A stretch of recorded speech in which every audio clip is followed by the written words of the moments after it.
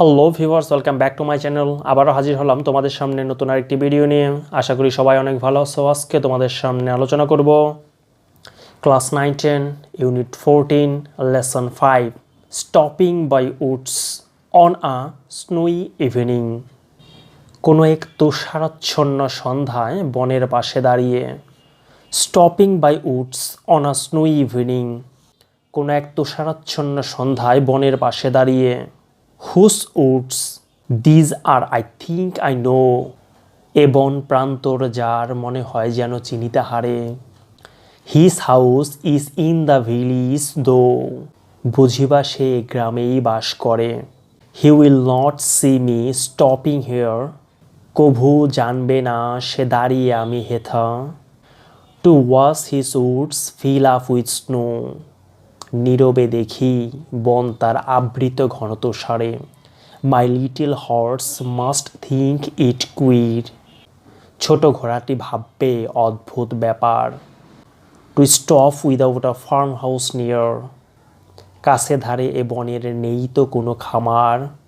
Between the woods and frozen lake, শুধুই তুষার বন আর জমাট হ্রদের মাঝে। The darkest evening of the year, এ সন্ধ্যাতেই নামল বুঝি বছরের সেরা আধার। He gives his harness bells a shake, জিনের সাথে বাঁধা ঘণ্টাটি মৃদু সে দোলায়। To ask if there is some mistake, কিছু কি ভুল হলো আমার বুঝিবা সে শোধায়। The only other sounds the sweep, আর একই শব্দ শুধু দিগন্তে।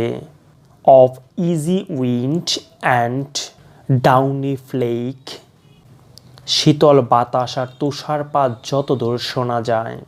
The woods are lovely dark and deep, অপূর্ব মোহময় আধার আর গভীর সে বন। But I have promises to keep, কিন্তু ততক্ষণে আমি স্থির করেছি মন।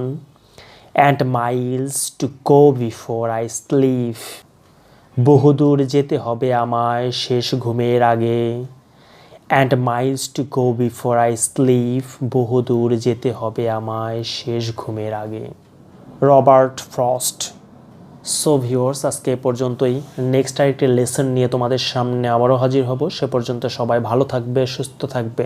যদি ভিডিওগুলো ভালো লেগে থাকে তাহলে অবশ্যই লাইক, কমেন্ট, শেয়ার এবং সাবস্ক্রাইব করে পাশেই থাকবে। Till then, bye by.